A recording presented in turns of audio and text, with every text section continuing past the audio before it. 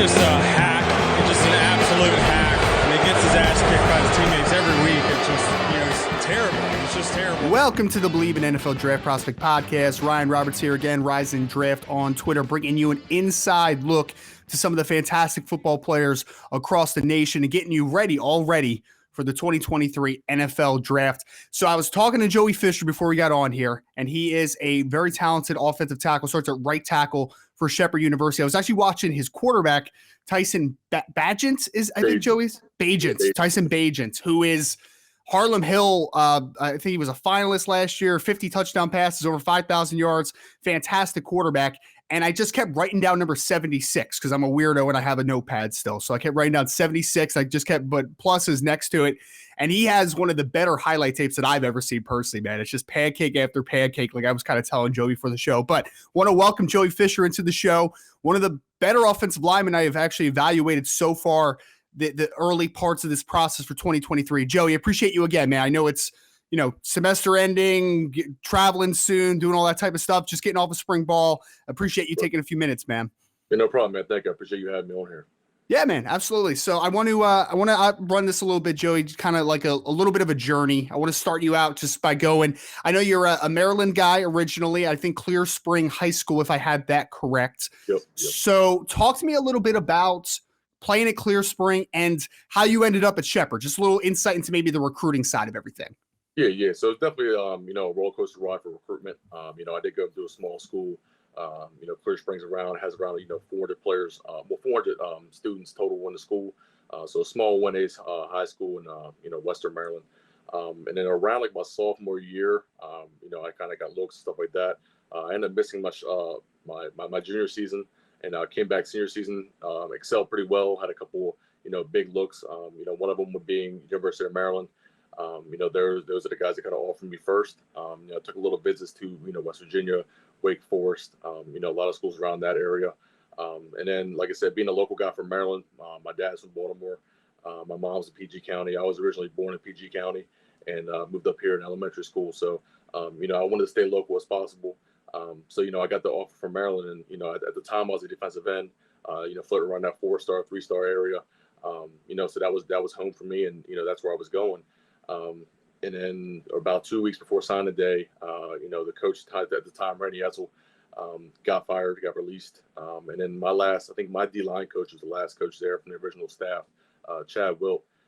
He ended up, getting cut towards the end too. So that kind of threw me into a blender, and, not knowing the coaching staff, stuff like that, I felt like I was in an uncomfortable position. So I ended up decommitting from there. And then about a week or two after signing day, I ended up going to Towson University. I went there for a little bit in the fall. I felt like that wasn't a fit for me. So I ended up leaving, took the year off. I'm like, I think 2018, 2019 area started coming around. Shepherd, Coach McCook, the head coach there, kind of reached out, and we kind of developed a nice relationship.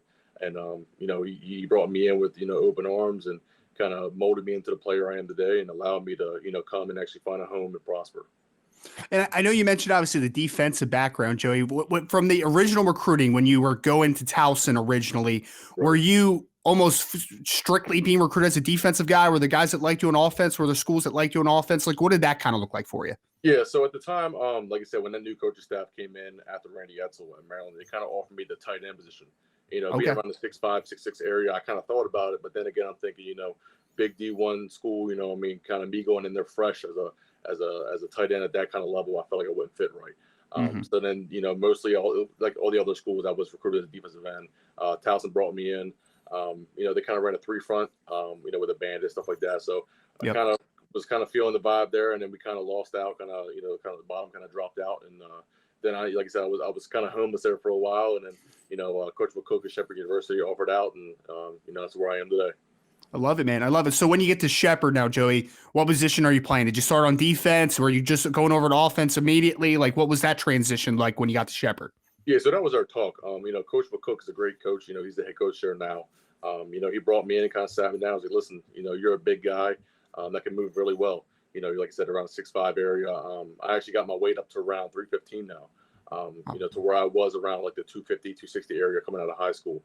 So I developed, the weight room. I found a spot in the weight room. Found myself as a person. He was like, listen, you're kind of a dominant rough guy to where you're a big guy. Offensive guys, they don't really come like you. The guys that can move as fast as you do or as big as you are and as physical as you play. He's like, you kind of want to try it out. I was like, yeah, I'll, at this point, I just want to play. So, I tried it out, and so far, knock on wood, I've talked to over 10 plus scouts. I got to do opportunities to have interviews like, we got with guys like you, which I appreciate. And a lot of doors are opened up. So I'm actually kind of glad that, I made that switch over to the offensive line. Yeah, I mean that experience at defensive line makes a lot more sense, man. Because you play like a defensive lineman, like you are, an aggressive guy to say the least. Yeah. Even in your pass sets, man, you got that nice little snap trap. You got some physicality in that regard too. I mean, again, if people can get their hands on some Shepherd tape that are listening out there, I would really recommend going and take a look at the right tackle again, number 76. So, Joey, now that you're offensive lineman at Shepherd, right? So you start there in, 2019, right? And that was, you started all 13 games. I think you made all second team all conference. Let me ask you about the position now that you're playing offensive tackle, started at right tackle. Have you always played at right tackle now since you've been at Shepherd? Have they moved you around, try to see where the best fit is? I guess my question is why ultimately right tackle was the best spot?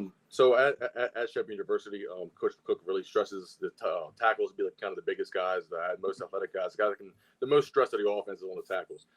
So like I said, with me and my size and my athletic, ability, he kind of put me there at right tackle. At the time, we did have a steady left tackle. So at the time, I played right tackle for the last 2 years. And this spring, we worked on kind of developing me at left tackle as well. So I get that kind of versatile look at being able to play left and right. Before we continue on with this discussion, folks, I do want to tell you about Bet Online, today's sponsors. Our partners at Bet Online continue to be the number one source for all of your betting needs and sports info. Find all of the latest sports developments, including updated odds on the NBA playoffs, fights, and even next season's futures. Don't forget that the MLB is back. Who are you picking to win the World Series? Bet Online is your continued source for all of your sports wagering needs, including live betting and your favorite Vegas casino and poker games. It's super easy to get started, so head to their website today or use your mobile device to join and use our promo code BELIEVE, that's BLEAV, to receive your 50% welcome bonus on your first deposit. BetOnline, where the game starts. Nice. And is the plan to still stick at right tackle, or is that just more like a, hey, just in case evaluators are around, scouts, take a look? Like I've had some reps at left tackle as well. As of right now, I played all spring at left tackle. I believe the goal is to kind of keep building off of that, and come camp time, stuff like that, and I would assume start at left tackle. And I know a lot of guys talk about this all the time, Joey, when they make that transition from the right side to the left side. It doesn't matter if it's right guard to left guard or right tackle to left tackle. It's a little bit of a transition. Obviously, everything is kind of the reverse way, right? Right. Did you feel like it was a much different thing, or was it something that you kind of caught naturally too? The physical standpoint of it was kind of natural. Of course, obviously, wiring my brain up to know the plays from the right side was probably the most difficult from making it left, to where the right calls were on this play were this, and now I'm on the backside of it. So now I kind of gonna switch everything around. So that what I would say is probably going to be like I guess you say one of the big changes that I had to kind of break down and kind of develop and remember, hey, I'm on the left side now, so this play means this, and kind of go from there. And so 2020 gets wiped out because of the COVID-19 pandemic on the level. Obviously, I think every Division II team was wiped out, unfortunately. I think there was a couple that maybe played a couple games that fall or whatever. So talk to me about how, I don't know what the word would be, disappointing, upsetting, whatever the word would be for you. Just how tough was it to just miss out on that 2020 season? And was there ever anything in your mind where you said, like, I see some people hitting the portal, maybe trying to find other opportunities. Was that ever anything in your mind? Yeah, the situation was gut wrenching. It was definitely one of the things. Like I came off a good year. Technically that would be my freshman year coming off and starting all 13 games, winning all conference, kind of getting eyeball set on me, and just building up to that next season. And then you watch the guys at D1 level be able to play, and you're stuck at home. So it was definitely one of the gut wrenching things to watch and be a part of. But at the same time, you had to turn it around and use that as fuel and develop yourself over them extra months you had.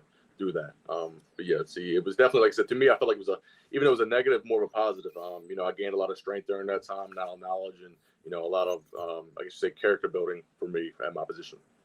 And obviously, you guys came back, and I mean, I mentioned Tyson when I first started this interview a little bit. He has a record-setting year. The team goes 13-2. Obviously, a fantastic offense last year. How was the return in 2021? And just I mean, can you speak to just maybe a little bit of the talent level that you guys have from an offensive perspective and a team perspective? Yeah, so we had a lot of guys come in. Of course, Tyson, with being the quarterback, the commander of our team, he led us pretty well.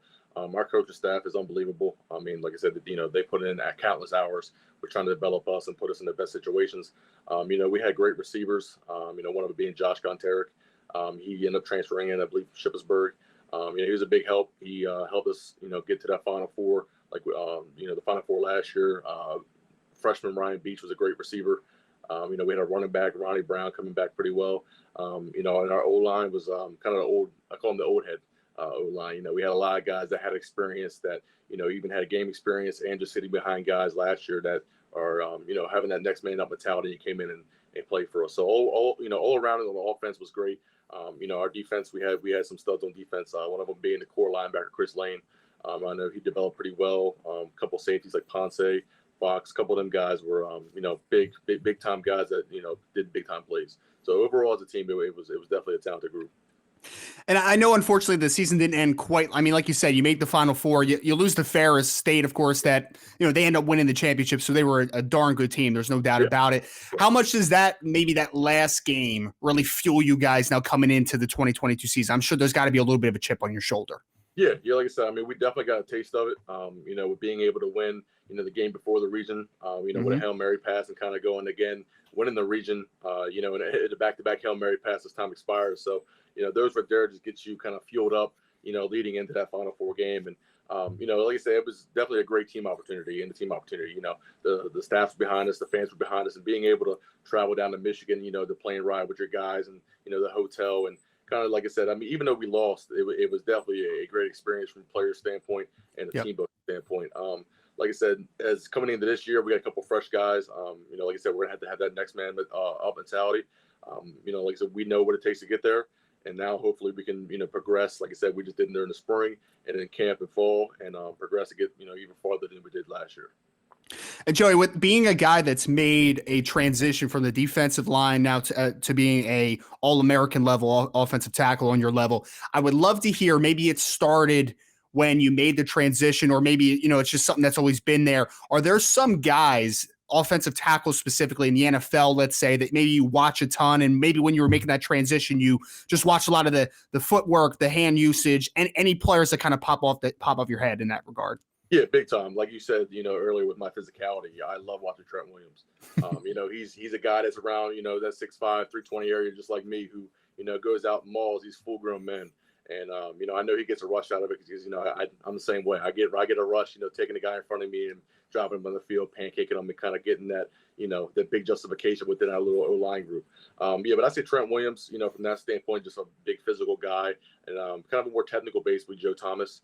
I love watching his film, and he's so technical with, being as tall as he was, being able to be the lowest guy, coming off the ball and being able to find certain hit points and stuff like that to move guys off the ball. It's definitely a technical based thing. So I would say those two guys are one of the guys that I watch, coming from the transition. Like I said, overall too, watching NFL games, I'm not so much focused on, the D lineman anymore, or, the ball. I'm focused on, the tackle spots, the guard spots, and kind of seeing what technique they use that I can use, and, stuff like that. So it's definitely put a new perspective on watching the NFL, in my eyes. And I know your team obviously has a lot of goals going into next season. You obviously also have the big goals, being the caliber of player you are. Talk to me a little bit about this offseason, just how it's been, and just some of your development maybe as a player this offseason in particular. Yeah, so far it's been great. Like I said, over the last, last season, and kind of developing into now where we're at. I've talked to over 10 plus NFL scouts. I've gotten scout recommendations, one of them being from the Houston Texans. I've had guys come in from scouts and tell me, hey, we want you here. We like this. We like that. So that aspect of it, of seeing that next level, which is right there, kind of come a reality, which is, is definitely great. So that's something I'm shooting forward just as a personal goal as well. And I believe, just taking over this time now, like I said, we're out of spring ball class, finishing up, kind of focusing on, transitioning again over to left tackle. Like I said, you can't be comfortable where you're at. So developing in the pass game, the mental game, watching film, and just developing overall as a player is going to be a big deal. coming this fall and stuff like that. So like I said, it's going to be just a big learning environment from here till next fall. And for the people listening out there, I think that they don't really maybe have a general understanding as far as how busy it gets for you guys in the spring, because we have like the Blesto scouts, across the NFL coming in, doing the junior days, have scouts just taking the traditional school visits. It's got to be really cool, man, because you mentioned it, 10 plus scouts, a recommendation from the Texans. It has to be pretty cool. You've had a little bit of a journey here to the point that you are now. Getting some recognition has to feel pretty good. Yeah, it's definitely a sweet feeling. Like I said, going through the whole roller coaster ride of, like I said, being a 3 to 4 star player, I'm thinking, I'm gonna be able to get, a nice spot. I can, kind of set up and get my time at, the signing day. And, starting from there, just dealing with the emotional roller coaster, going here, going there, talking to, schools and stuff like that. And to finally find a home that's appreciating me and, I appreciate them, and being able to excel at what I do. Cause I said, I try to be the best I can be at every position. I'm probably my biggest competitor, my biggest critic. So yeah, I mean, just being able to, see the guys at the next level, to think, hey, it's right there. Those guys are talking to you, those guys are giving you, like I said, recommendations and kind of talking to you one-on-one about, who would you bring with you, stuff like that is definitely an eye opener. And it's one of them sweet highs that you never really want to get rid of. And Joey, I want to ask a question just for my general knowledge. So you're a kid that like the 2020 season obviously was knocked out. So you had that extra year, right? So technically you could go back for 2 more years, right? Am I right there? Yeah. So as of right now, I do have this year coming up and then a year afterwards. Gotcha. But the plan would be right now with just the eyes that are on me and our quarterback Tyson Bagent. And like I said, we had like you mentioned, the Blesto scouts. We had them in about mid-April. We ran for them and stuff like that, and they were saying, between just me and Tyson, we should bring, all 32 teams, GMs, coaches, and stuff like that, XFL, CFL guys in. So, hearing that does give us a little spark between, me and him, and pushing each other and, trying to develop to be the best we can for that next level. Yeah, man. Yeah, absolutely. And kind of my last question for you is, with that in mind, that this could be potentially your last season, I just want a quick, look into maybe a year from now. I mean, you could have just been drafted or signed as a free agent. You could be potentially, living out a dream to play professional football. I just want a 2-part question. How long has that been a dream to be a professional football player? And number 2, what would it just be like the blessing of that being a reality in the pretty near future? Right. It started when I started playing football around 3rd grade. I came through the Pee-wees and, just growing up and watching them guys, it's always, not even the money aspect of it, but just being, be able to continue the sport that I love and grown to attach to, and, be able to make that profession where, you're working out, you're eating, all the time, you're with the guys playing football. Not a lot of guys get that opportunity. So it's always been a goal of mine, from day one. And, on the other side of that too, the fact that it could be a reality is definitely put some pressure on me, from sacrifices of, like I said, vacations and stuff like that, kind of got to limit your time. And, it's no more, hey, let's go out and play ball, with the guys. It's, hey, I got to think about my body and my future. And like I said, I can only imagine, what it would be like to be able to say I made it, or at least, got an opportunity to play with the NFL team and being able to express my talents and, show them out to the next level. It'd be crazy.